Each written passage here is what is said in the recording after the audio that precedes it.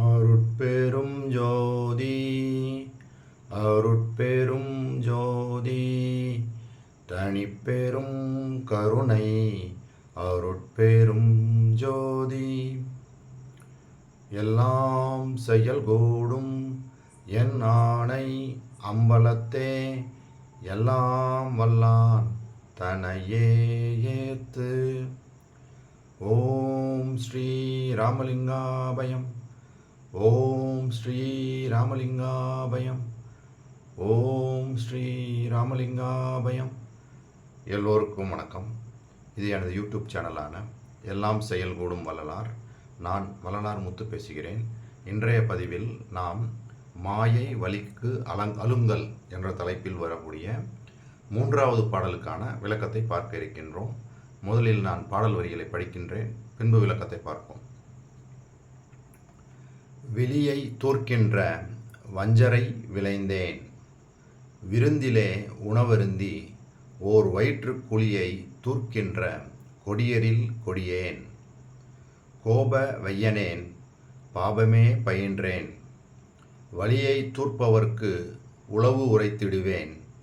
மாயமே புரியேரில் பெரியேன், பழியை தூர்ப்பதற்கு என் செய்வேன். பரமனே என்னை பரிந்து கொண்டருளே.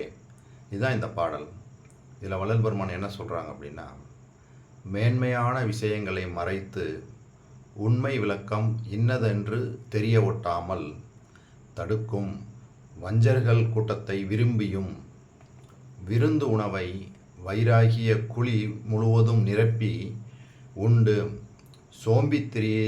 சோம்பித்திரியும் கொடியவரில் கொடியவனாகவும், கோபத்தையே விருப்புடன் கொண்டு பல பாவச் செயல்களை செய்பவனாகவும், தவறான பாதையில் செல்பவர்களுக்கு மற்றும் தவறான பாதையில் செல்லுமாறு மற்றவர்களை வழிநடத்துபவர்களுக்கு உளவு சொல்பவனாகவும், மாயச் செயல்கள் செய்து அச்செயல்கள் செய்யும் கூட்டத்தின் தலைவனாகவும் இருக்கும் இத்தகைய நான் மேற்சொன்ன பழிகளை போக்க என்ன செய்வேன்?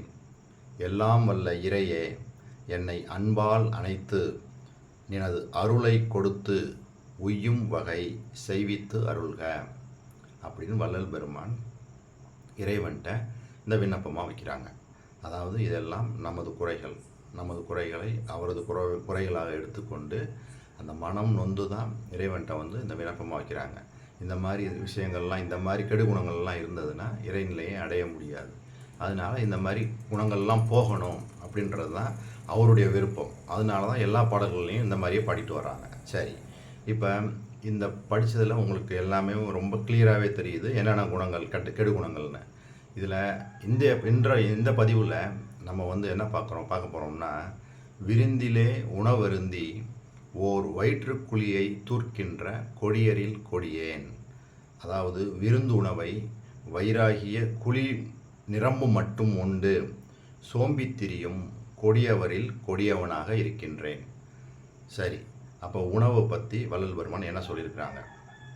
திருவருட்பாலில் ஒரு அருமையான பாடலை பாடி ஸ்டார்ட் பண்ணி அப்படியே உபதேச குறிப்புகளில் நித்திய கர்ம விதி, சாதாரண விதி, பொது விதி, சிறப்பு விதி 3 விதமாக சொல்லியிருக்கிறாங்க. அதில் உணவை பற்றி மட்டும் எடுத்து என்னென்ன உணவுகள்லாம் உண்ணணும், எந்தெந்த நேரங்கள்லாம் உண்ணணும், எப்படிலாம் உண்ணணும் அப்படின்னு தெளிவாக அங்கே சொல்லியிருக்கிறாங்க. அதை நம்ம படித்து தெரிஞ்சுக்கிடுவோம். சுதர்சன் மார்க்கத்தில் பயணிக்கக்கூடிய நாம் முதல்ல உணவு கட்டுப்பாடில் அவர் சொன்னதை அப்படியே கடைப்பிடிச்சாலே பாதி பிரச்சனைகள் தீர்ந்துடும். உடல் சார்ந்த பலவிதமான நோய்கள் தீர்ந்துடும், தெளிவு பிறக்கும். இதுவும் ஒரு முக்கியமான படி. 4 விஷயம் சொல்கிறாங்களே, நம்மளை மரணம் ஏற்படுத்தக்கூடியவை 4ன்னு சொல்கிறாங்க. மரணம், அதாவது உணவு, உறக்கம், மைதுனம் என்று சொல்லக்கூடிய உடல் உறவு, பயம், இந்த 4 போகணுன்றாங்க. அப்போ இன்றைக்கி நம்ம பார்க்க போகிறது உணவு. சரி, இப்போ நான் முதல்ல திருவருட்பால வள்ளல் பெருமான் ஒரு சிறப்பான பாடல், அருமையான பாடல். சோற்றிலே விருப்பம் சூழ்ந்திடில் ஒருவன் துண்ணு நல் தவம் எல்லாம் சுருங்கி ஆற்றிலே கரைத்த புலி எனப்போம் என்று அறிஞர்கள் உரைத்திடல் சிறிதும் போற்றிலேன். உன்னை போற்றிலேன் சுவையில் பொருந்திய காரசாரம் சேர் சாற்றிலே கலந்த சோற்றிலே ஆசை தங்கினேன் என் செய்வேன் எந்தாய். பாருங்கள் எவ்வளோ அருமையாக சொல்கிறாங்க பாருங்கள். சோற்றிலே விருப்பம் சூழ்ந்திடில் ஒருவன் துண்ணு நல்தவம் எல்லாம் சுருங்கி ஆற்றிலே கரைத்த புளி எனப்போம். ஆற்றுல கொண்டு போய் புளியை கரைச்சா என்ன ஆகும்? அவ்வளோ பெரிய ஆற்றுல புளியை கரைச்சா ஒன்றும் ஆகாது. அது மாதிரி நம்ம செய்யக்கூடிய அந்த தவம் எல்லாம் வீணாக போயிடுமாம்மா. நம்ம பலவிதமான ஜீவகாருண்யம் அதாவது சத்துவிசாரம் இதிலெல்லாம் பண்ணி சுத்த உஷ்ணத்தை பெருக்கி அது செய்யக்கூடிய அந்த மேல் அந்த விஷயங்கள் எல்லாம் சோற்றிலே விருப்பம் சூழ்ந்திடில் அது எல்லாம் அதில் விருப்பப்பட்டு போனாலே இதெல்லாம் போயிடுமா. அப்போ என்ன சொல்கிறாங்க, சோற்றில் அந்த மாதிரி போய் ஒரு கிரேவிங் சொல்லுவாங்கள்ல, கிரேவிங் ஃபார் ஃபுட்டு, இது சாப்பிடணும் அப்படின்னு தோணுது பாருங்கள், அந்த மாதிரி இருக்கக்கூடாதுன்றாங்க. அதுக்கு தான் என்ன சொல்கிறாங்க, அறிஞர்கள் உரைத்திடல் சிறிதும் போற்றிலேன் உன்னை போற்றிலேன் சுவையில் பொருந்திய காரசாரம் சேர் சாற்றிலே கலந்த சோற்றிலே ஆசை தங்கினேன். நல்ல குழம்புல காரசாரம் சேர் சாற்றிலே கலந்த சோற்றிலே நல்ல சோறை போட்டு காரசாரமாக மசாலா பொருட்கள் எல்லாம் போட்டு அப்படியே கலந்து சாப்பிட்டா அதில் தான் ஆசை தங்கினேன்றாங்க. அப்போ என்ன சொல்கிறாங்க, காரசாரமாக சாப்பிடக்கூடாது. அந்த சோறு வந்து எப்படி சாப்பிடணும், இப்போ அதுக்கு தான் வந்து அடுத்து நம்ம வந்து உரைநடையில் வந்து தெளிவாக சொல்லியிருக்காங்க நித்திய கர்ம விதியில். அதை படிக்க போகிறோம். படிக்கும்போது என்னென்ன உணவுகளெல்லாம் நம்ம தவிர்க்கணும், எதெல்லாம் சாப்பிடணும், எப்படி சாப்பிடணும் தெளிவாக சொல்லியிருக்கிறாங்க. அதை நம்ம டீட்டெயிலாக பார்க்க போகிறோம். சரி, இந்த பாடல் அதுக்கு ஏதுவாக இருக்குன்றதுக்கு தான் இதை நான் படித்தேன். இதில் எவ்வளோ தெளிவாக சொல்லியிருக்காங்க பாருங்கள். அப்போ நம்ம சுத்த சன்மார்க்கத்திலே இருந்து சாத்விக உணவுகளையே சாப்பிடணும். அந்த சாத்விக உணவுகளை சாப்பிடும் போதும் கூட நம்மளுக்கு வந்து அதில் வந்து விருப்பம் வரக்கூடாது. விருப்பம்னா அந்த கிரேவிங்னு சொல்கிறாங்கல்ல, இன்றைக்கி ஈவினிங் இது இருந்தால் நல்லாயிருக்கும், இது வந்து என்ன ருசியாக இருக்கும், ருசியை விரும்பக்கூடாது. அதனால தான் சொல்லியிருப்பாங்க ருசி விரும்பாதிருத்தல்னு சொல்லுவாங்க. நம்ம இதில் சொல்லுவாங்க இந்திரிய ஒழுக்கத்தில் கரண ஒழுக்கத்தில் சொல்கிறாங்கல்ல, ருசி விரும்பாது இருக்கணும் அப்படின்னு சொல்லி சொல்லுவாங்க. இந்திரிய ஒழுக்கத்தில் சொல்லுவாங்க. சுகந்தம் அதாவது அந்த சென்ட் இதெல்லாம் போட அந்த அந்த இது இருக்கக்கூடாது, சுகந்தம் விரும்பாமல் இருக்கணும். அதே மாதிரி ருசியும் விரும்பாமல் இருக்கணும் அப்படின்னு சொல்லி சொல்லுவாங்க. அதனால தான் இங்கே ரொம்ப கவனமாக இருக்க வேண்டிய விஷயம். சோற்றிலே விருப்பம் சூழ்ந்திடில் ஒருவன் துண்ணு நல்தவம் எல்லாம் சுருங்கி ஆற்றிலே கரைத்த புளி என போகும். சரி, இப்போ அதோட அப்படி நான் உரைநடைக்கு போகிறேன். உரைநடையில் நித்திய கர்ம விதி உபதேச குறிப்புகளில் முதல்ல வரக்கூடிய நித்திய கர்ம விதியில் 3 விதமாக சொல்கிறாங்க. சாதாரண விதி, பொது விதி, சிறப்பு விதி. முதல்ல சாதாரண விதியில் என்ன சொல்லியிருக்கிறாங்க உணவை பற்றி. பசி கண்டவுடன் தடை செய்யாமல் ஆகாரம் கொடுத்தல் வேண்டும். ஆகாரம் கொடுக்கும்போது மிகுந்த அலேசியமும் ஆகாது, மிகுந்த தீவிரமும் ஆகாது. அலேசியம்னா தாமதம், தீவிரம்னா விரைவு. ரொம்ப ஸ்லோவாகவும் சாப்பிடக்கூடாது, வேகமாகவும் சாப்பிடக்கூடாது. சரி, முதற்பட்சம் சீரக சம்பா அரிசி அன்றி புஞ்சை விளையும் கார் அரிசியும் தவிர நேரிட்ட அரிசியின் வகைகள் ஆகும். அது சோறாகும்போது, அதாவது சீரக சம்பா அரிசியை இங்கே ப்ரிஃபர் பண்ணி சொல்கிறாங்க, அது சோறாகும்போது அதிக நெகிழ்ச்சியும் ஆகாது, அதிக கடினமும் ஆகாது. நடுத்தரம் ஆகிய சோற்றை அக்கினி அளவுக்கு அதிகப்படாமலும் குறைவுபடாமலும் அறிந்து உண்ணுதல் வேண்டும். அதாவது பசியோட அளவை தெரிஞ்சு அதிகமாகவும் சாப்பிடக்கூடாது, கம்மியாகவும் சாப்பிடக்கூடாது. எது தேவையோ அந்த அளவோடு கரெக்டாக சாப்பிடணும். அதான் ரொம்ப கவனமாக இருக்கணுன்றாங்க. ஆயினும் ஒரு பிடி குறைந்தபட்சமே நன்மை. இருந்த போதிலும் கொஞ்சம் கம்மியாக சாப்பிட்றதே நல்லது அப்படின்றாங்க. போஜனம் செய்த பின் நல்ல நீர் குடித்தல் வேண்டும். அந்த நல்ல நீரும் வெந்நீர் ஆதல் வேண்டும். அதுவும் அதிகமாக குடியாதிருத்தல் வேண்டும். பாருங்கள் எவ்வளோ தெளிவாக சொல்கிறாங்க பாருங்கள். இன்னமும் நிறைய சொல்லிட்டு போவாங்க. நம்மளுக்கு படிக்க ஆனந்தமாக இருக்கும். இதெல்லாம் நம்ம பண்ணாமல் இருக்கிறோமே அப்படின்னு சொல்லி வருத்தமாகவும் இருக்கும். ஏன்னா சில இதெல்லாம் வந்து நம்மளுக்கு தெரிஞ்சும் செய்யாமல் இருக்கிறோம். நானே செய்யாமல் இருக்கிறேன். ஏன்னா என்ன சொல்கிறது, அது அதில் பயணிக்கும் போது சில இதில் வந்து நம்ம வந்து செய்ய முடியாத சூழ்நிலைகளும் இருக்குது. ஆனால் கடவுள் தான் வந்து வள்ளல் பெருமான இடைவிழா பிடிக்கும்போது அதுக்கு உண்டான சூழ்நிலைகளை உண்டாக்கி கொடுப்பாங்க.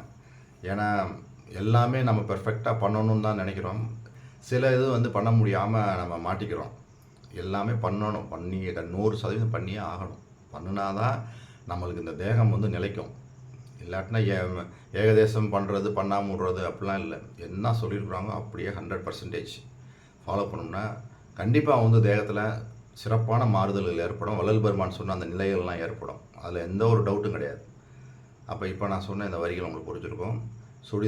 அதாவது வெந்நீர் தான் குடிக்க சொல்கிறாங்க, அதுவும் அதிகமாக குடியாதிருத்தல் வேண்டும் அப்படின்னு சொல்லி தெளிவாக சொல்கிறாங்க. சரி, கிழங்கு வகைகள் உண்ணாமல் இருக்க வேண்டும். அவற்றில் கருணைக்கிழங்கு மாத்திரம் கொள்ளுதலும் கூடும். பல வகைகள் உண்ணாதிருத்தல் வேண்டும். பழங்களே வேணாம் அப்படின்றாங்க. அவற்றில் பேயன் வாழைப்பழம், ரஸ்தாலி வாழைப்பழம் இவை நேர்ந்தால் சிறிது கொள்ளுதல் கூடும். பழைய கறிகளை கொள்ளாது இருத்தல் வேண்டும். எல்லாமே ஃப்ரெஷ்ஷாக தான் இருக்கணும். அப்புறம் பதார்த்தங்களில் புளி, மிளகாய் சிறிதே சேர்க்க வேண்டும். மிளகு, சீரகம் அதிகமாக சேர்த்தல் வேண்டும். கடுகு சேர்ப்பது அவசியம் அல்ல. உப்பு குறைவாகவே சேர்த்து கொள்ளல் வேண்டும். அன்றி எந்த வகையிலும் உப்பு மிகுதியாக கொள்ளாமல் உபாயமாக கொள்ளுவது தேகம் நீடிப்பதற்கு ஏதுவாம். பார்த்தீங்களா, உப்பு அதிகமாக சாப்பிடக்கூடாது, ரொம்ப கம்மியாக தான் சாப்பிடணும்னு சொல்கிறாங்க. தாளிப்பில் பசுவெண்ணெய் நேரிட்டால் தாளிக்க வேண்டும். நேராத பட்சத்தில் நல்லெண்ணெய் சிறிது சேர்க்கவும் கூடும். வெங்காயம், வெள்ளை பூண்டு சிறிதே சேர்க்க வேண்டும். இங்கே வெங்காயம், வெள்ளை பூண்டு சிறிதே சேர்க்கணும்னு சொல்லுவாங்க. அந்த சிறப்பு விதியில் வந்து வெங்காயம், வெள்ளை பூண்டு இதெல்லாம் தவிர்க்கணும்னு சொல்லுவாங்க. சரி, அடுத்து கத்தரிக்காய், வாழைக்காய், அவரைக்காய், முருங்கைக்காய், பீர்க்கங்காய், கல்யாண பூசணிக்காய், புடலங்காய், தூதுவளங்காய், கொத்தவரைக்காய் இவைகளை பதார்த்தம் செய்தல் கூடும். சொல்லியிருக்க காய்கறிகள் பாருங்கள் என்னன்னு சொல்லிட்டேன். இது மட்டும்தான் காய்கறிகள் சொல்லியிருக்காங்க இங்கே சாதாரண இதில். இவற்றினுள் முருங்கை, கத்தரி, தூதுவளை, பேயன் வாழைக்காய் இவைகளை அடுத்தடுத்து கறி செய்து கொள்ளலாம். அதாவது ரொட்டீனாக சாப்பிட்றதுக்கு இது மட்டும் போதுன்றாங்க. முருங்கை, கத்தரிக்காய், தூதுவளை, பேயன் வாழைக்காய் இவைகளை அடுத்தடுத்து கறி செய்து கொள்ளலாம். மற்றவைகளை ஏகதேசத்தில் செய்து கொள்ளலாம். மற்றவைகள் நீங்கள் மேலே சொன்னதில் அந்த புடலங்காய், கல்யாண பூசணிக்காய், பீர்க்கங்காய் இதெல்லாம் வந்து கொத்தவரங்காய் இதெல்லாம் வந்து ஏகதேசம் எப்போயாவது தான் சாப்பிட்ணும். இந்த 4 ஐட்டத்தை தான் கண்டினியூஸாக சாப்பிட சொல்கிறாங்க. முருங்கைக்காய், கத்தரிக்காய், தூதுவளை, பேயன் வாழைக்காய் இதைத்தான் வந்து அடுத்தடுத்து கறி செய்து கொள்ளலாம். வடை, அதிரசம், தோசை, மோதகம் முதலிய அப்ப வர்க்கங்களை கொல்லப்படாது. நம்ம பார்த்திங்கன்னா மாவை அரைச்சி வச்சுக்கிட்டு ஃப்ரிட்ஜில் வச்சுருக்காங்க. ஒரு வாரத்துக்கு அதே தான். ஒரு நாளைக்கு இட்லி, அப்புறம் தோசை, அதே மாதிரி இட்லி தோசைன்னு சொல்லி அந்த மாவு காலி ஆகிற வரைக்கும் தோசை தான் சாப்பிட்டுருக்கோம். அவர் என்ன சொல்கிறாரு, வடை, அதே மாதிரி வடை இல்லாமல் இருக்க மாட்டேங்கிறோம். பொங்கல் வச்சா வடை, அதிரசம், தோசை, மோதகம் முதலிய அப்ப வர்க்கங்களை கொல்லப்படாது. ஏகதேசத்தில் சிறிது கொல்லவும் கூடும். ஏதாவது ஃபங்க்ஷனு, ஏதாவது ஒரு திருவிழா வருது, ஏதாவது ஒரு விசேஷம் வருது, அப்போ வந்து கொஞ்சோண்டு சாப்பிட்லாம் அப்படி தான் சொல்கிறாங்க. ஆனால் நம்ம என்ன பண்ணுறோம், தோசை, இட்லியெல்லாம் வாரம் டெய்லி காலையில் மேக்ஸிமம் எல்லார் வீட்லேயும் அதான் ஈஸியாக இருக்குன்னு சொல்லி அரைச்சி வச்சுக்கிட்டு ஊற்றிடுறாங்க. ஒரு சட்னியை வச்சு ஊற்றி விட்டுறாங்க. பாருங்கள், அது கூடாதுன்றாங்க. சர்க்கரை பொங்கல், ததிபோதனம், புளிச்சாதம் முதலிய சித்திரானங்கள் கொல்லப்படாது. ஏகதேசத்தில் சிறிது கொள்ளலாம். புளியாரை துவையல் தினந்தோறும் கிடைக்கினும் மிகவும் நன்று.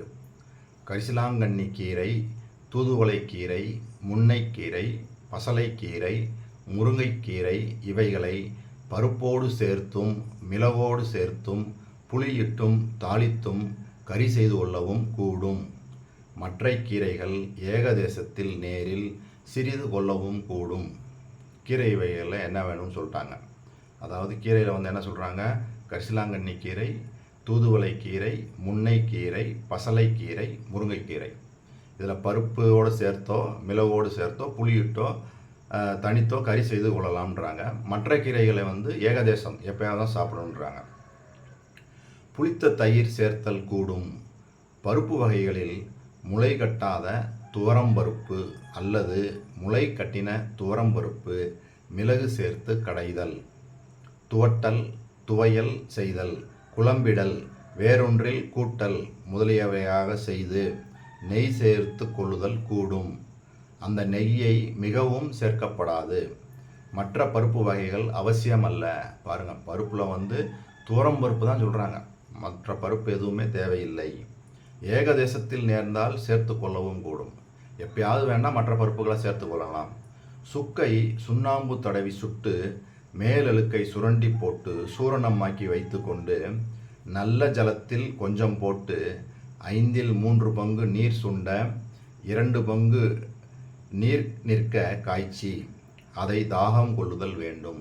பாருங்கள், தாகம் கொள்றதுக்கு இந்த மாதிரி செய்ய சொல்கிறாங்க. அந்த சுக்குனா இஞ்சி காஞ்சி போனது தான் அந்த சுக்குன்னு சொல்லுவாங்க. அந்த சுக்கை சுண்ணாம்பு தடவி சுட்டு, ஏன்னா அந்த சுண்ணாம்பு தடவை சுட்டோம்னா அதில் உள்ள அந்த இதெல்லாம் விஷத்தன்மையெல்லாம் போயிடும்னுவாங்க. அதாவது சுக்கை சுண்ணாம்பு தடவி சுட்டு மேல் அழுக்கு, ஏன்னா அந்த விஷத்தன்மைனா மேலே உள்ள அந்த அழுக்கெல்லாம் போகுன்றது தான் சொல்கிறாங்க.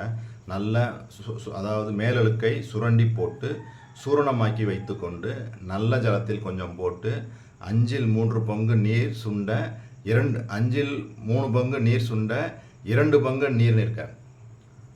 அதாவது 5 பங்கில் 3 பங்கு நீர் வந்து சுண்டிடணும், 2 பங்கு நீர் மட்டும்தான் இருக்கணும். அதை வந்து தாகம் கொள்ளக்கூடும் அப்படின்றாங்க. நேராத பட்சத்தில் வெந்நீராவது கொள்ளுதல் கூடும். அன்றி குளிர்ந்த ஜலம் கொல்லப்படாது. கோல்டு வாட்ரு கூடவே கூடாது. இன்றைக்கி என்ன பண்ணுறோம், கோடை காலத்தில் ஃப்ரிட்ஜை திறஞ்சாலே உள்ளுக்குள்ளே வந்து அப்படியே கோல்டு வாட்ரு எடுத்து மடன்னு குடிக்கிறோம். அவர் என்ன சொல்கிறாரு, குளிர்ந்த ஜலம் கொல்லப்படாது. எந்த போஜனத்திலும் புலால் எந்த வகையினும் புசிக்கப்படாது.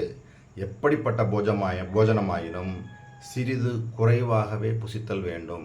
அதாவது நம்மளுக்கு உணவு வந்து இன்றைக்கி வந்து நல்ல நம்மளுக்கு பிடிச்ச உணவு இருந்ததுன்னா அதிகமாக சாப்பிட்றோம், பிடிக்காத உணவு இருந்ததுன்னா கம்மியாக சாப்பிட்றோம். இங்கே வந்து அவர் என்ன சொல்கிறாரு பாருங்கள், எப்படிப்பட்ட போஜனமாயினும் சிறிது குறைவாகவே புசித்தல் வேண்டும். எந்த காலத்திலும் பசித்தால் அல்லது எந்த வகையிலும் போஜனம் செய்யப்படாது. வாத பித்த சிலேத்துமங்கள் அதிகரிக்கத்தக்க போஜனங்களை அறிந்துவிடல் வேண்டும். அப்போ அது நம்மளுக்கே தெரியணும், இந்த உடம்புக்கு வந்து வாத பித்த சிலேத்துமங்கள் அதிகரிக்கத்தக்க போஜனங்களை அறிந்துவிடல் வேண்டும். எல்லாம் தெரிஞ்சு தான் சாப்பிட்ணும். இதெல்லாம் சாப்பிட்டேன்னா எனக்கு சளி பிடிக்கும், இதெல்லாம் சாப்பிட்டேன்னா எனக்கு வந்து உஷ்ணத்தால் ஏற்படக்கூடிய அந்த பிரச்சனைகள் வரும், இதெல்லாம் சாப்பிட்டேன்னா எனக்கு வாயு, அதனால் மூட்டிக்கிட்டலாம் பிடிச்சிக்கிறோம் அப்படின்ட்டு நம்ம தெரிந்து சாப்பிடணும் அப்படின்றாங்க. பகலில் போஜனம் செய்த பின் சற்றே படுத்து எழுந்து அல்லது வேறு காரியங்களில் பிரவேசிக்கப்படாது. அதாவது பகல் போஜனம் செஞ்சதுக்கப்புறம் சற்றே படுத்தெழுந்து அல்லது வேறு காரியங்களில் பிரவேசிக்கப்படாது. கொஞ்சம் நேரம் படுக்க சொல்கிறாங்க. ஆயினும் நித்திரை வரும்படி படுக்கக்கூடாது. சாப்பிட்ட உடனே கொஞ்சம் நேரம் படுக்க சொல்கிறாங்க, தூங்கிடக்கூடாது. கொஞ்ச நேரம் பகலில் எந்த வகையிலும் நித்திரை ஆகாதுன்னே சொல்கிறாங்க. சிறிது படுத்து எழுந்த பின் பாக்கும் வெற்றிலையும் குறைவாகவும் சுண்ணாம்பு சிறிது அதிகமாகவும் தாம்பூலம் பஞ்சவாசங்களோடு தரித்து முதலில் ஊறிய ஜலத்தை புறத்தில் உமிழ்ந்துவிட்டு பின்பு ஊறும் ஜலத்தை உட்கொள்ளல் வேண்டும். பகற்போஜனம் செய்த சுமார் 17.5 நாழிகைக்கு பின்பு பேயன் வாழைப்பழம், ரஸ்தாலி வாழைப்பழம், பங்களா வாழைப்பழம் சிறிது சர்க்கரை சேர்த்தா சாப்பிடவும் கூடும். காலையில் பால் சாப்பிடும்போது பசி அதிகரித்தால் இந்த பழங்களில் நெய் சர்க்கரை கலந்து சிறிது சாப்பிடவும் கூடும். அப்போ முதல்ல இப்போ மதியத்துக்கு உண்டானதான் எடுத்து பார்த்துட்டு வந்தோம். இப்போ தான் காலையில் உள்ளதை சொல்கிறாங்க இந்த இடத்துல. அப்போ காலையில் வந்து உணவு வந்து சுத்த சன்மானத்தில் உணவு கிடையாது. இதுதான், காலையில் பால் சாப்பிடும்போது பசி அதிகரித்தால் இந்த பழங்களில் நெய் சர்க்கரை கலந்து சிறிது சாப்பிடவும் கூடும். அதாவது முன்பு சொன்ன பேயன் வாழைப்பழம் அல்லது ரஸ்தாலி வாழைப்பழம், பங்களா வாழைப்பழம், இதில் வந்து கொஞ்சம் நெய் அல்லது சர்க்கரையை போட்டு அதில் சாப்பிட்லாம்னு சொல்கிறாங்க. சரி, பகலில் பெண்கள் தேக சம்பந்தம் கூடாது. பகல் போஜனம் செய்த பின் சற்று நேரம் கடவுளை தியானித்து இருக்க வேண்டும். அதன்பின் எந்த வேலை செய்யினும் தேக கரணங்களுக்கு மெலிவு உண்டு பண்ணுகின்ற வேலைகளை செய்யப்படாது. செய்யினும் சிறிது சிறிதாக செய்யல் வேண்டும். சாயங்கால வெயில் தேகத்தில் படும்படி சிறிது உலாவுதல் வேண்டும். காற்று மிகுந்து அடிக்கில் அப்போது உலாவப்படாது. அன்றி கடின வெயில் பனி மழை இவைகள் தேகத்திற்பட உலாவப்படாது. அப்போ எவ்வளோ விஷயங்கள் சொல்கிறாங்க பார்த்தீங்களா. ராத்திரி இப்போ அடுத்த நைட் சாப்பாடு போகிறாங்க. ராத்திரி முன்பங்கில் தேக சுத்தி செய்து விபூதி தரித்து தியானம் செய்தல், தோத்திரம் செய்தல், சாத்திரம் வாசித்தல், உலகியல் விவகாரம் செய்தல் இவை முதலியவை கூடும். பின் போஜனம் செய்தல் வேண்டும். அப்போ இரவு உணவுக்கு முன்னாடியும் அந்த ஜபதவம் செய்யணும். அதை தான் சொல்கிறாங்க. அதாவது முன்பங்கில் தேக சுத்தி செய்து விபூதி தெரித்து தியானம் செய்தல், தோத்திரம் செய்தல், சாத்திரம் வாசித்தல், உலகியல் விவகாரம் செய்தல் இவை முதலியவை கூடும். பின் போஜனம் செய்தல் வேண்டும். ரா போஜனம் பகல் போஜனத்தை பார்க்கிலும் அற்பமாக புசித்தல் வேண்டும். அப்போ மதியம் என்ன சாப்பிட்டோமோ அதை காட்டிலும் இன்னமும் கம்மியாக. பகல் போஜனமே என்ன சொன்னாங்க, அந்த எந்த அளவு நம்ம பசி இருக்கோ அது அளவு தான். அதே கூட ஒரு பிடி கொஞ்சம் கம்மியாக தான் சாப்பிடணுன்றாங்க. இங்கே அதை காட்டிலும் இன்னமும் வந்து என்ன, அதாவது ரா போஜனம் பகல் போஜனத்தை பார்க்கிலும் அற்பமாக புசித்தல் வேண்டும். இரவில் தயிர், கீரை, வாயுவான பதார்த்தம், குளிர்ச்சியான பதார்த்தம் சேர்க்கப்படாது. சூடான பதார்த்தங்களையே அறிந்து சேர்க்க வேண்டும். அவை சிறு கத்தரி, முருங்கை, அவரை வற்றல் முதலியவையாம். இரவில் போஜனம் செய்தபின் சிறிது உள்ளே உலாவுதல் வேண்டும். பின்பு தியானம் முதலியவை செய்தல் வேண்டும். சுமார் 12 நாளிகைக்கு மேல் காலைக்கு சொல்லியபடியாவது தனித்தாவது பசுவின் பாலை நன்றாக காய்ச்சி புசித்தல் வேண்டும்.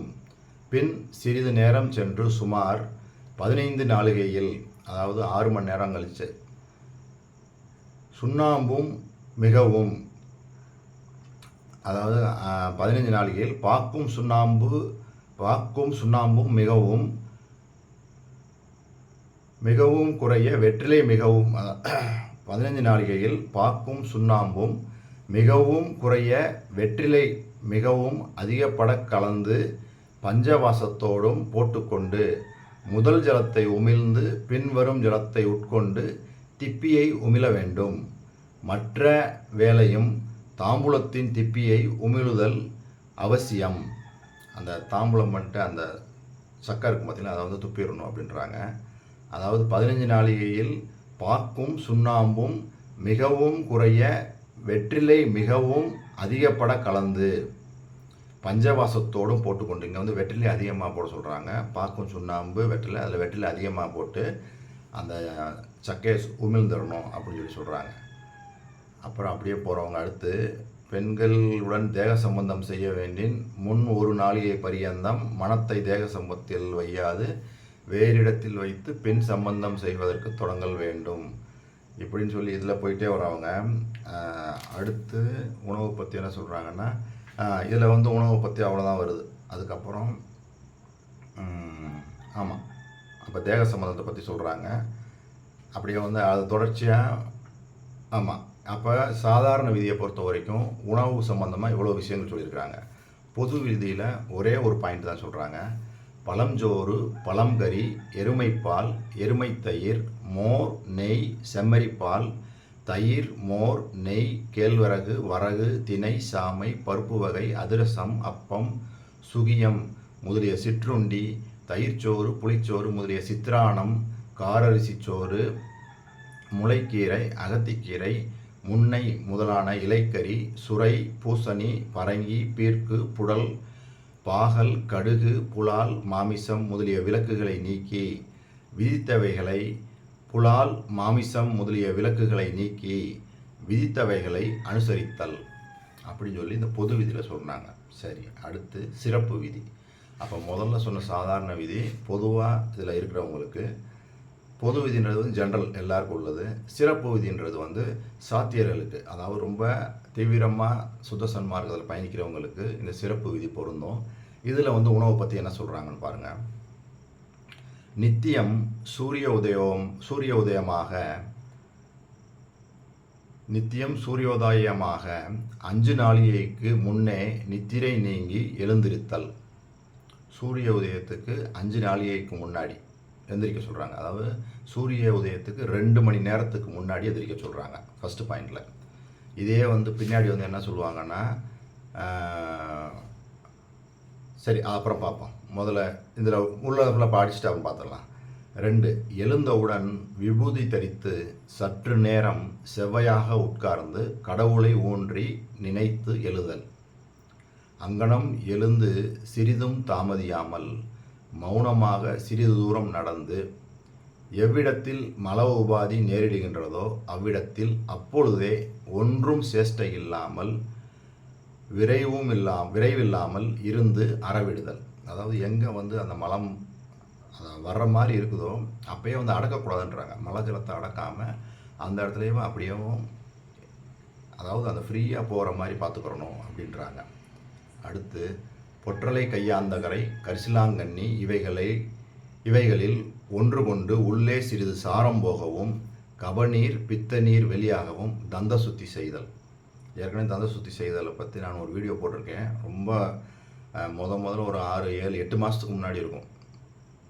அதில் வந்து கரிசலாங்கண்ணியின் பயன்கள்னு சொல்லி போட்டிருப்பேன். கரிசலாங்கண்ணியை உபயோகப்படுத்தும் முறைன்னே சொல்லி போட்டிருப்பேன். அதில் வந்து இந்த தந்த சுத்தி செய்கிறத பற்றி சொல்லியிருக்கிறேன். முடிஞ்சால் அந்த என்னுடைய வீடியோவில் பாருங்கள். தலைப்பே அப்படி தான் இருக்கும். கரிசலாங்கண்ணி அதான் உபயோகிக்கும் முறைன்னு போட்டிருப்பேன். சரி, அதான் சொல்கிறாங்கங்க. அடுத்து பின்பு திருநீர் தரித்து கொண்டு ஏகாந்தமாக ஓரிடம் பற்றி இருந்து சூரிய அனுதயமாகிற வகையில் கடவுளை தியானம் செய்து கொண்டிருத்தல். அப்புறம் உதயம் தொடங்கி சுமார் சாமப்பரியந்தம் தக்க முயற்சியோடு பழகுதல். இப்போ தான் அந்த உணவுக்கு வர்றாங்க. காலையில் உண்ணாமல் சுமார் 15 நாளிகைக்கு உண்ணுதல். இப்போ சுத்த சன்மார்க்கிகள் இந்த தீவிரமாக தீவிரமாக இருக்கிறவங்க சிறப்பு விதியில் என்ன சொல்கிறாங்கன்னா 6 மணி நேரம் கழித்து தான் உண்ணணும். அப்படின்னா சூரிய உதயத்துலேருந்து 6 மணி நேரம்னா பகல் 12 மணிக்கு தான் சாப்பிடணும். சரி, காலையில் சூரிய உதயம் ஆனவுடன் தூதுவளை, பொன்னாங்கண்ணி, வில்வம், சீந்தில், பொற்றலை கையாந்தகரை, புளியாரை, வல்லாரை, நன்னாரி, கடுக்காய், மிளகு, அருகம்பேர் இவைகளில் யாதாயினும் ஒன்றை பசும்பாலில் சுத்தி செய்து சூரணமாக்கி கொண்டு சர்க்கரையில் கலந்தாவது அல்லது சூரணமாகவாவது பசும்பாலில் அனுபாலித்தாவது சிறிது சிறிதாக உண்ணுதல். அப்போ இந்த மூலிகை இந்த சொல்லியிருக்கக்கூடிய இந்த மூலிகைகளை வந்து பசும்பாலில் போட்டு சிறிது சர்க்கரையை கலந்து அதை சூரணமாக்கி பவுட்ரு கடைகளிலே கிடைக்குது. இதை வந்து போட்டு இதைத்தான் வந்து காலையில் ஆகாரமாக சாப்பிட சொல்கிறாங்க. இதை வந்து நான் சொன்ன இந்த விஷயங்களை பார்த்துக்கோங்க. எல்லாமே நித்திய கர்ம உரைநடை பகுதியில் இருக்குது. சமயம் கிடச்சா எடுத்து பாருங்கள். பார்த்தீங்கன்னா உங்களுக்கு இதில் என்னென்னலாம் இருக்குதோ அதெல்லாம் கடைப்பிடிக்கலாம். அப்படியே வள்ளல் பெருமான் சொன்னதெல்லாம் கடைப்பிடிக்கிற முயற்சிகள் பண்ணணும். சரி, அடுத்து சுமார் 15 நாளிகைக்கு உண்ணத் தொடங்கும் போது அதுலேருந்து 15 நாளிகைன்னா 6 மணி நேரம். அப்போ சுமார் 15 நாளைக்கு உண்ணத் தொடங்கும் போது முன் புசித்த போஜனம் முழுதும் ஜீரணித்ததை நன்றாக ஊன்றி எறிந்து பின்பு ஜீரணித்த அக்கணமே விருப்பால் ஏறாமலும் வெறுப்பால் குறையாமலும் தராசு முனை போல் அளவறிந்து அந்த அளவின்படி அதிக விரைவும் அதிக தாமதமும் இல்லாதபடி சமமாக புசித்தல். அதாவது பகல் 12 மணிக்கு மதிய சாப்பாடு சாப்பிட சொல்கிறாங்க. அது என்ன சாப்பாடு சாப்பிடணும்? புசிப்பில் பச்சரிசி சாதம், பசும்பால், பசுநெய், முருங்கை, கத்தரி, முள்ளி, தூதுவளை முதலிய இளங்காய், பொன்னாங்கண்ணி, தூதுவளை முதலிய இளங்கீரை இவைகளில் மிளகு 1 பங்கு, சீரகம் காலே அரைக்கால் பங்கு, வெந்தயம் 1/4 பங்கு, புளி வீசம் பங்கு, உப்பு வீசம் பங்கு, மிளகாய் வீசம் பங்கு சேர்க்கப்பட்ட கரியமுது குழம்பு, ரசம் முதலியானவைகளை கொண்டு பெருங்காயம், வெங்காயம், வெள்ளைப்பூண்டு முதலியவைகளை தள்ளி புசித்தல். அதாவது தெளிவாக சொல்கிறாங்க பாருங்கள். பெருங்காயம், வெங்காயம், பூண்டுலாம் சாப்பிடக்கூடாது. எப்படி மதிய சாப்பாடு இருக்கணும்? அதிகமான வெரைட்டிலாம் அங்கே கிடையாது. பாருங்கள், ரொம்ப சிம்பிளான சாதம் தான். புசிப்பில் பச்சரிசி சாதம், பசும்பால், பசுநெய், முருங்கை, கத்தரி, முள்ளி, தூதுவளை முதலிய இளங்காய், பொன்னாங்கண்ணி, தூதுவளை முதலிய இளம் கீரை இவைகளில் மிளகு ஒரு பங்கு, சீரகம் காலை அரைக்கால் பங்கு, வெந்தயம் கால் பங்கு, புளி வீசம் பங்கு, உப்பு வீசம் பங்கு, மிளகாய் வீசம் பங்கு சேர்க்கப்பட்ட கறி அமுது குழம்பு ரசம் முதலியவைகளை கொண்டு பெருங்காயம் வெங்காயம் வெள்ளைப்பூடுகளை தவிர்த்து புசிக்கணும் அப்படின்றாங்க. இவ்வளோதான் சாப்பாடே. புசித்த பின்பு மத்தியானம் தொடங்கி 25 நாளிகை பரியந்தம், அதாவது 10 மணி நேரம் சத்துவமான விவகாரங்களை மெல்லென இருந்தபடி நடத்தல், பிறர்க்கு விசேஷம் கேளாவகை படித்தல், மெல்லென பேசல், இவையன்றி நல்ல நினைப்போடு இருத்தல். அப்போ இதெல்லாம் சுத்த சன்மார்க்கத்தில் அந்த சாத்தியர்கள் பண்ணக்கூடிய அதிதீவிர முயற்சிகள் பண்ணுறாங்கல்ல, அவங்க பண்ண வேண்டியது இந்த ஸ்டேஜ் தான் வரணும். இதிலெல்லாம் வந்து நம்ம உட்காந்துடணும். இப்போ உலகியல் விஷயங்களில் நம்ம வந்து இப்போ ஃபேமிலியோடு இருக்கிறோம், இதெல்லாம் பண்ண முடியும்னா பண்ண முடியாது, ஆனால் பண்ணணும். சரி, காலை மத்தியானம் சாயங்காலம் இப்பொழுதுகளிலும் மத்தியிலும் நித்திரை செய்யாதிருத்தல். காலையில் மத்தியானம் சாயங்காலம் இப்பொழுதுகளிலும் மத்தியிலும் நித்திரை செய்யாது இருத்தல். அடிக்கடி தாக நீர் குடியாமல் போஜனம் செய்த பின்பு ஒரு தரமாக இளஞ்சூடுள்ள வெந்நீரை கிரமமாக தாகத்துக்கு கொண்டு குளிர்ந்த ஜலம் சிறிதும் கொள்ளாது தள்ளுதல். பாருங்கள், தண்ணி கூட எப்படி குடிக்கணும்னு சொல்லியிருக்காங்க பாருங்கள். அடிக்கடி தாக நீர் குடியாமல் போஜனம் செய்த பின்பு ஒரு தரமாக இளம் சூடுள்ள வெந்நீரை கிரமமாக தாகத்துக்கு கொண்டு குளிர்ந்த ஜலம் சிறிதும் கொள்ளாது தள்ளுதல். பாருங்கள், அவர் சொல்கிறது எல்லாமே சூடு தான் சொல்லுவாங்க, குளிர்ச்சியே ஆகாது. இந்த குளிர்ச்சிக்கெலாம் வேலை இல்லை. குளிர்ச்சி புளிப்பு இந்த மாதிரி விஷயம்லாம் பக்கத்தில் வரக்கூடாதுன்றவாங்க. அடுத்து பாருங்கள், மத்தியானத்தில் சுமார் 5 நாளிகை, அதாவது 2 மணி நேரம் பரியந்தம் செவ்வையாக ஓரிடத்தில் இருந்து மனத்தை ஒருவழிப்படுத்தி தெய்வ சிந்தனையோடு இருத்தல். அடுத்து காலை புணர்ச்சி, பகல் புணர்ச்சி, அந்தி புணர்ச்சி, இரவு முன்பங்கு புணர்ச்சி, காலை போஜனம், அந்தி போஜனம் முதலானவை இல்லாது இருத்தல். காலையிலையும் போஜனம் கூடாது, அந்தியிலையும் போஜனம் கூடாது. சாயங்காலத்திலும் 5 நாளிகை யாதொரு முயற்சியும் இல்லாமல் ஓரிடத்தில் அசையாது இருந்து தியானித்தல். அதாவது 2 மணி நேரம் தியானத்தில் இருக்கணும். இரவில் 10 நாளிகைக்குள் மத்தியான போஜனத்திற்கு அரைத்தரமாக புசித்தல். இங்கே வந்து என்ன சொல்கிறாங்க, இரவில் 10 நாளிகைக்குள்னா அந்த ஈவினிங் 6 to 10 அதுக்குள்ளே வந்து மத்திய சாப்பாட்டிலேருந்து அரைத்தரமாக புசிக்கணும் அப்படின்றாங்க. மதியம் என்ன சாப்பிட்டோமோ அதுக்கு ஹாஃப், ஈவினிங் 6 to 10க்குள்ளே சாப்பிடணும் அப்படின்றாங்க. அதற்கு மேல் ராத்திரி 15 நாளிகை பரியந்தம் மனத்தை அடக்கி தியானித்து இருத்தல். அப்புறம் ஒரு 6 to 12 அதற்கு மேல் ராத்திரி 15 நாளிகை பரியந்தம் மனத்தை அடக்கி தியானித்து இருத்தல். அதாவது 6 to 12 PM வரைக்கும் மனத்தை அடக்கி தியானித்து இருக்கணும் அப்படின்றாங்க. அப்புறம் 15 நாளிகை தொட்டு 22.5 நாளிகை பரியந்தம் மெல்லன தூங்கல். இது வந்து என்ன சொல்கிறாங்கன்னா, இரவு 12 மணி முதல் காலை 3 மணி வரை இதுதான் தூக்கம். நைட்டு 12 மணிக்கு படுக்கணும், காலைல 3 மணிக்கு எந்திரிச்சிடணும். இதுதான் வள்ளல் பெருமான் சொல்கிறாங்க. படுத்து விழிக்கின்ற பரியந்தம் இடக்கை கீழிருக்க செய்தல். தூங்கும்போது இடது பக்கம் இப்படி வச்சு தான் தூங்கணும். எப்போ நம்ம தூங்கினாலும் இப்படி தான் தூங்கணும். ஆனால் என்ன ஆகும்னா, வலது பக்கம் தூங்குறது மாதிரி டெம்ப்ட் ஆகும். அதை நீங்கள் பழக இடது பக்கம் தான் தூங்கணும். ஏன் இடது பக்கம் தூங்கணும் அப்படின்னா, இடது கை பக்கத்தை இப்படி வச்சு நம்ம தூங்கும்போது சுவாசம் வலது பக்கம் போகும், வலது நாடியில் சுவாசம் போகணும். அப்படி போனால் தான் நம்ம தூக்கத்தில் வந்து அதிகமான சுவாசத்தை விரயம் பண்ணுறோம். அப்போ இந்த வலது பக்கம் போகிற மாதிரி இருந்தால் பெனிஃபிட்டு. நம்ம இந்த பக்கம் நீங்கள் வலது பக்கம் அதாவது இடது பக்கம் தூங்கி சாஞ்சு படுக்கும்போது வலது பக்கமாகவே இந்த சுவாசம் போய்கிட்டு இருந்தால் நல்லது. நீங்கள் வலது பக்கம் சாஞ்சு படுத்திங்கன்னா இடது பக்கம் சுவாசம் போகிறது நல்லது இல்லை. வள்ளல் பெருமான் அந்த வலது நாசியில் சுவாசங்கள் போகணும் அப்படின்றதுலாம் படுத்து விழிக்கின்ற பரியந்தம் இடக்கை கீழிருக்க செய்தல்.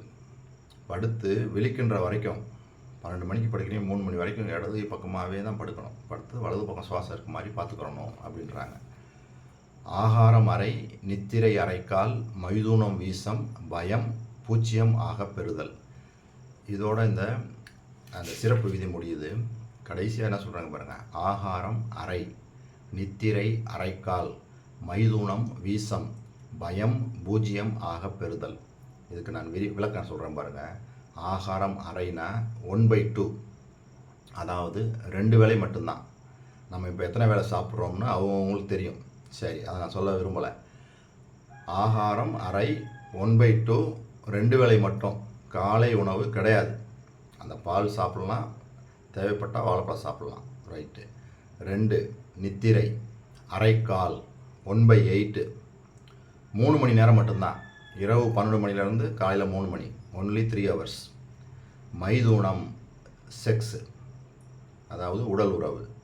வீசம் 1/16, அதாவது 16 நாட்களுக்கு ஒரு முறை. பயம் 0, 0, பயமே இருக்கக்கூடாது. இப்போ இதெல்லாம் செஞ்சுட்டு வரும்போது பயமாக இருக்காது. அப்போ இதுதான் வள்ளல் பெருமான் இவ்வளவு சிறப்பாக சொல்லியிருக்கிறாங்க. அப்போ ஆகாரம் அறை, நித்திரை அறைக்கால், மைதுனம் வீசம், பயம் பூஜ்யம், இதுதான் வள்ளல் பெருமான் சொல்கிறாங்க. அப்போ நான் இப்போ சொல்லியிருக்கிற இந்த விஷயங்கள் எல்லாமே உரைநடை பகுதியில் இருக்குது. இதோட கூட இன்னும் பல விஷயங்கள் இந்த நித்திய கர்ம விதியில் சொல்லியிருக்கிறாங்க. பல விஷயங்கள் சொல்லியிருக்கிறாங்க. நீங்கள் சமயம் கிடச்சா இதெல்லாம் எடுத்து பாருங்கள். இது வரைக்கும் நான் சொன்ன இந்த விஷயங்கள் எல்லாம் உங்களுக்கு புரிஞ்சிருக்குன்னு நினைக்கிறேன். இதில் நீங்கள் இதை கடைபிடிக்க முயற்சி பண்ணுங்கள். ஏன்னா இதில் முயற்சி பண்ணால் தான். நான் இதில் பண்ணுறேன், ஆனால் குடும்ப சூழ்நிலையில் இருக்கிறதுனால சிலதை பண்ண முடியல. ஆனால் மேக்ஸிமம் பண்ணுறதுக்கு முயற்சிகள் பண்ணி சிலது பண்ணிட்டு தான் வர்றேன். சில இதெல்லாம் பண்ணிட்டு தான் வர்றேன். ஆனால் முழுமை அடையலை. முழுமை எல்லாமே பண்ணணும்னு நான் இல்லை, முழுமையெல்லாம் இல்லை. சிலதெல்லாம் அவர் சொல்கிறத மனசில் வரும், இதை பண்ணணும்னு சொல்லி சிரமப்பட்டு சில இதிலெல்லாம் பர்ஃபெக்டாக பண்ணிட்டு வர்றேன். சில இதில் இன்னும் முடியலை.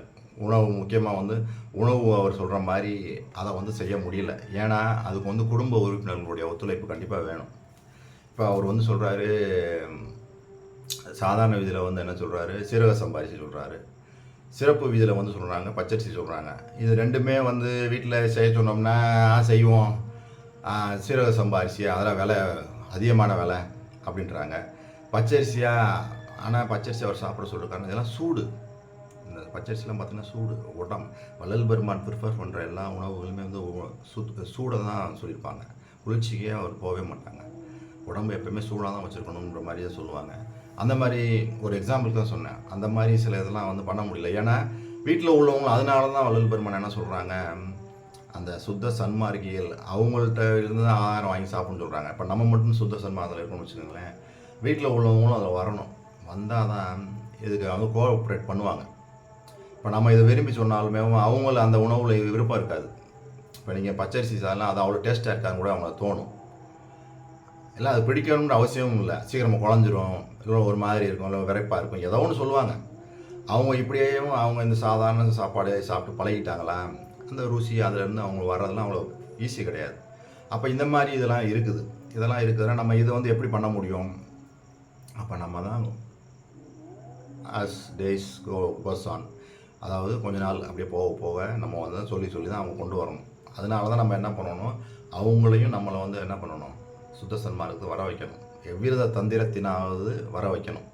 வர வச்சா தான் நம்ம இந்த மாதிரி விஷயங்கள்லாம் செய்ய முடியும். ஃபுல் ஃப்ளெஜ்டாக செய்யணும் அப்படின்னா கோஆப்ரேஷன் வேணும். கோஆப்ரேஷன் இல்லாமல் இந்த மாதிரி கொஞ்சம் இஷ்யூஸ்லாம் வரும். இருந்தாலும் நம்ம அதுக்காண்டி விட்டுறக்கூடாது, மனம் தளர்ந்துடக்கூடாது. வேறு அதே மாதிரி காய்கறிகளில் இப்போ சொல்லி எங்கள் வீட்லலாம் இப்போ அதிகமாக இந்த கத்திரிக்காய், முருங்கைக்காய், வாழைக்காய் அதிகமாக யூஸ் பண்ண ஆரம்பிக்கிறோம். அது சாப்பிடும் போதெல்லாம் எனக்கு ரொம்ப இன்பமாக இருக்கும். முக்கியமாக அந்த சாம்பார் வைக்கிறாங்களே, அந்த தோரம்பருப்பு போட்டு சாம்பார் வைக்கிறாங்க, அது ரொம்ப மனசுக்கு வள்ளல் பெருமான் சொன்னது மாதிரி இருக்கும். வள்ளல் பெருமான் சொன்ன அந்த காய்கறிகள் இதெல்லாம் வரும்போது நான் ரொம்ப இதாகிடுவேன், ரொம்ப சந்தோஷமாயிடும். வள்ளல் பெருமான் சொல்லியிருக்காரு, இந்த காய்கறி சாப்பிடும் போதே ஒரு உத்வேகம் இதுவும் கிடைக்கும். உண்மைதான், அவர் சொல்லியிருக்க அந்த கத்திரிக்காய், முருங்கைக்காய் அது மட்டும் சாப்பிட்டு பாருங்களேன். வேறு எந்த காய்கறியுமே தேவையில்லை. நீங்கள் சொல்கிற இந்த கேரட்டு, பாவக்காய் இதெல்லாம் சொல்லவே இல்லை.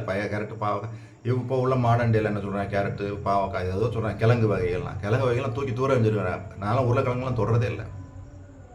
ஆனால் இன்றைக்கி என்ன வருது, உங்களுக்கு தெரியும், நான் சொல்ல வேண்டியதில்லை. இன்றைக்கி உருளைக்கிழங்கு தான் இன்றைக்கி பிரதானமான ஃபுட்டாக இருக்குது. வெளியே உள்ள கடைகள்லேயும் சரி, வீட்லேயும் சரி, ரொம்ப விரும்பி சாப்பிட்றாங்க அதை தான். அதெல்லாம் வள்ளல் பெருமான் அந்த பூமிக்கு உள்ள பொருட்கள் விளையிடக்கூடிய எதையுமே சொல்லியிருக்க மாட்டாங்க. ஒரே ஒரு கருணைக்கிழங்கு மட்டும் தான் சொல்லியிருப்பாங்க. மற்ற எந்த கிழங்கு வகையும் கூடாதுன்னுவாங்க. ஆனால் இவங்க கிழங்கு வகைகளை தான் பிரதானமாக எடுத்துகிட்டு வராங்க. அதே மாதிரி அவர் சொன்ன விஷயங்கள்லாம் பாருங்களேன், நீங்களே எடுத்து இது பண்ணி பாருங்கள். ரொம்ப பெர்ஃபெக்டாக எது சரியாக வருமோ அதான் சொல்லியிருப்பாங்க. உடம்புக்கு ஒத்து வரக்கூடிய அனைத்து விஷயங்கள் தான் சொல்லியிருப்பாங்க. அது மாதிரி இந்த சில வள்ளல் பெருமான் அது மாதிரி வெந்நீர் குடிக்க சொல்கிறாங்க. அதெல்லாம் வந்து நிறைய பேர் சொல்லுவாங்க, ஐயோ வெந்நீர்லாம் குடிக்கக்கூடாதுங்க, அப்படிலாம் இல்லை, கோல்ட்ரிங்க்ஸ் குடிக்கலாம் ஒன்றும் இல்லை, இன்றைக்கி மாடர்ன் சயின்ஸ் சொல்லுது, அதெல்லாம் ஒன்றும் கிடையாது அப்படி இப்படிலாம் சொல்கிறாங்க. ஆனால் அப்படிலாம் இல்லை. வள்ளல் பெருமான் சொன்னது எல்லாமே நீங்கள் ப்ராக்டிஸ் பண்ணி பாருங்களேன், துளி கூட இது இருக்காது. அவர் சொன்னது எல்லாமே உண்மை, சத்தியம். நான் வந்து நிறைய இது டெஸ்ட் பண்ணி பார்த்துட்டேன். அதனால தான் சொல்கிறேன், அனுபவத்தை தான் சொல்கிறேன். அவர் என்னென்னு சொல்லியிருக்காங்க திருவருட்பால, அதெல்லாம் 100% உண்மை, சத்தியம். அதுக்கு மேலே வர வார்த்தைகளே கிடையாது, உண்மை. அதனால தான் நான் தைரியமாக சொல்கிறேன். ஏன்னா நான் அனுபவிக்காத நான் எதுவும் சொல்ல மாட்டேன். ஏன்னா நான் வந்து இப்போ நிறையா இதுவும் வந்து பண்ணிட்டு வரும்போது அவர் எப்படி இப்படி சொன்னாரே எனக்கு ஆச்சரியம் தான் வருதே ஒழிய துளி கூட அவர் மேலே ஒரு இதே வரல. எப்படி அவர் சொன்னார், இவர் சொல்லியிருக்காரு கரெக்டாக, இன்றைக்கி வந்து மாடர்ன் சயின்ஸ் இப்படி சொல்லுது, இவர் இப்படி சொல்கிறாரு, இது உண்மையா அப்படின்னு சொல்லி பார்த்துட்டு நம்ம ட்ரை பண்ணோம்னு வச்சுக்கோங்களேன், இவர் சொன்னது தான் கரெக்டாக இருக்குது. இன்னொரு எக்ஸாம்பிள் கூட சொன்ன பாருங்களேன், இன்றைக்கி மாடர்ன் டே சயின்ஸ் என்ன சொல்லுது, நீங்கள் வந்து காலை உணவை வந்து தவிர்க்கக்கூடாது, காலை உணவு வந்து தவிர்த்திங்கன்னா மூளை இதாயிரும் என்னென்னமோ சொல்கிறாங்க. இருக்கட்டும். ஆனால் வள்ளல் பெருமான் என்ன சொல்கிறாங்க, நீங்கள் காலை உணவு ஸ்டாப் பண்ணி பாருங்களேன். ஆனால் நான் சொல்கிறேன்ட்டு உடனே உங்களுக்கு பல நோய்கள் இருக்கவங்க, அதாவது பல உடலில் குறைபாடு இருக்கவங்க செய்யாதீங்க. அதாவது குறைபாடுனா சுகர் பேஷண்ட்டோ பிபியோ உடல் சம்பந்தமான ஏதாவது தொந்தரவுகள் உங்களுக்கு இருக்குமாயின் இந்த இதை வந்து நீங்கள் செய்யாதீங்க. ஏன்னா அது கொஞ்சம் காம்ப்ளிகேஷனை உண்டாக்கலாம். அதெல்லாம் இல்லாமல் நீங்கள் நார்மலாக இருக்கிறீங்க அப்படின்னா ட்ரை பண்ணி பாருங்கள். வள்ளல் பெருமான் சொன்னது மாதிரி காலை இப்போ நம்ம 3 நேரம் இப்போ பாருங்களேன், அது பழக்கத்துக்காக சாப்பிட்டு பழகிருக்கோம். அதுதான் எனக்கு தெரிய ஆரம்பிச்சிருச்சு. 3 நேரம் சாப்பிட்டுருக்கோம். வள்ளல் பெருமான் ஏன் சாப்பிடணும்னு ஆக்சுவலாக பார்த்தோம்னா நம்ம பழக்க தோஷத்தினால தான் அப்படி அடிமையாகி காலைல சாப்பிட்ணும், மதியம் 12-1 மணி ஆச்சுன்னா சாப்பிட்ணும், ஈவினிங் சாப்பிட்ணும் வச்சுருக்கணும்.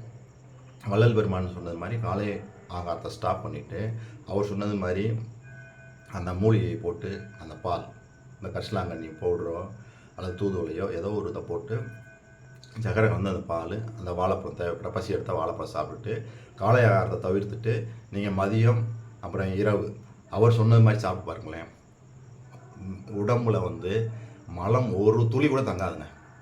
அடித்து சொல்கிறேன், கிளியராக போயிடும். 2 நேரம் போகும். காலையில் 6 மணிக்கு கரெக்டாக உங்களுக்கு எல்லாம் வெளியேறும், ஈவினிங் வந்து ஒரு 4 மணிக்கு எல்லாமே போயிடும், சுத்தமாகும். உடம்புல நிறைய மாறுதல் நல்லா தெரிய முடியுது, உடம்பு நம்மளுக்கே தெளிவாயிடுது. வள்ளல் பெருமான் சும்மாலாம் சொல்லலை. அதனால வந்து உடம்புக்கு எந்த ஒரு பாதிப்புமே ஆகலை. நான் வந்து இப்போ ப்ராக்டிஸ் பண்ணிகிட்டு இருக்கறனால நான் சொல்கிறேன், அதில் வந்து எந்த துளி கூட அதில் வந்து எந்த ஒரு நெகட்டிவிட்டும் இல்லை, உடல் ஆரோக்கியம்தான் பெறுது. அதுதான் உண்மை. 3 நேரம் சாப்பிட்றது சன்மார்க்கத்துக்கு உகந்தது அல்ல. வள்ளல் பெருமான் தெளிவாக சாதாரண விதிலே சொல்லிட்டாங்க, சிறப்பு விதிலையும் அதான் சொல்கிறாங்க, காலை ஆகாரம் இல்லை. ஆனால் இன்றைக்கி மாடர்ன் சயின்ஸு, இந்த மாடர்ன் டே சயின்ஸ் அதை ஒத்துக்கிறாது. நம்ம வள்ளல் பெருமான் சொன்ன விஷயங்கள் தான் பிரதானம். அதை நம்ம டெஸ்ட் பண்ணியாச்சு. நான் வந்து டெஸ்ட் பண்ணி, அதாவது ஏற்கனவே உங்களுக்கு அந்த மாதிரி சுகரு மற்ற பிரச்சனைகள் உள்ளவங்க அதை ட்ரை பண்ணாதீங்க. ஏன்னா அது காம்ப்ளிகேஷன்ஸ் வரலாம். அதெல்லாம் இல்லாமல் இருக்கிறவங்க வந்து தாராளமாக செய்யலாம். செஞ்சு பாருங்கள். செஞ்சு பார்த்தீங்கன்னா வள்ளல் பெருமான் எவ்வளோ உன்னதமானவர், எவ்வளோ ஒரு பெரிய இவ்வளோ விஷயங்களை எப்படி சொன்னாங்க அப்படின்றது வந்து ஆச்சரியமாகவும் இருக்குது. அவர் மேலே இன்னமும் அபிமானம் தான் கூடுதே ஒழிய குறைய மாட்டேங்குது. ஸோ இந்த கருத்துக்களோடு நான் எனது இந்த வீடியோவை நிறைவு செய்கிறேன். மீண்டும் நாம் நாளைய வீடியோவில் 5வது பாடலுக்கான விளக்கத்தை பார்ப்போம். இதுவரை பொறுமை காத்து எனது வீடியோவை பார்த்த உங்களுக்கு கோடான கோடி நமஸ்காரங்களும் நன்றிகளும். அருட்பெரும் ஜோதி அருட்பெரும் ஜோதி தனிப்பெரும் கருணை அருட்பெரும் ஜோதி.